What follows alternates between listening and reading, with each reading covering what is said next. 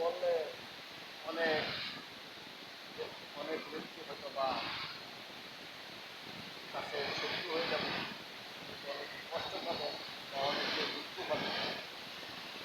কিন্তু একটা সত্য কথা করতেছি, আমি এখনো এই স্বৈরাচার হাসিনার সরকারের দেশই আছি। আমি আজও সরকারের দেশও নাই, সরকার আমলও নাই। বিএনপি সরকার তারেক জিয়ার বিএনপি সরকারের আমলও নাই। আমি এখনো সেই হাসিনা সরকারের আমলেই আছে। কারণ হাসিনার সময় যেই অত্যাচার নির্যাতন আমার উপরে হয়েছে, এখনও সেই অত্যাচার নির্যাতন। তাই এজন্যই বলতেছি, মানে আমি এখনো এই হাসিনার আমলেই আছি। কারণ বিএনপি করাটা ব্যবহার আন্দোলন সংগ্রামে ছিলাম। এবং কি 2022 10ই ডিসেম্বরের জনসভা করণের সময় আমারও অত্যন্ত ভূমিকা ছিল। সেদিন সে 2-3 দিন আগে মির্জা ফখরুলকে গ্রেপ্তার করিয়া বাংলাদেশের আইন শৃঙ্খলা বাহিনী যতবারই আইন শৃঙ্খলা বাহিনী মির্জা ফখরুলকে গ্রেপ্তার করছে, তারপরে কোনো জনসভা হয় না।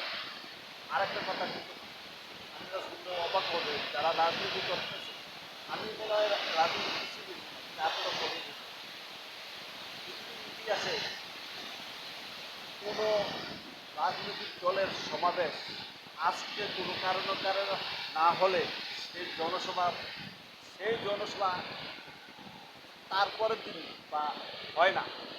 কিন্তু 2023 27শে জুলাই জনসভা 28শে জুলাই হয়েছে।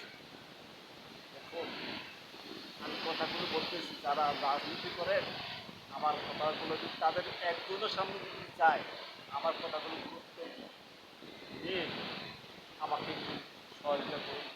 আমি খুবই ইয়ার মধ্যে আছি, সমস্যার মধ্যে আছি, পারিবারিক, অর্থনৈতিক, তারপর সামাজিক অনেক নির্যাতনের মধ্যে আমি আছি।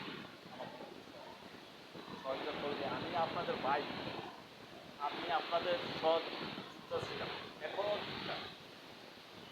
আরও কিছু কথা বলতে চাই, বলতে পারবো। আর এই যে বলতেছি, এত আমার অনেক আসলে বা আমার অনেক সমস্যা হচ্ছে। এজন্য মাঝে মধ্যে এখন বলতে হয়, কারণ অনেক সহ্য করছি তো, আর সহ্য করছি।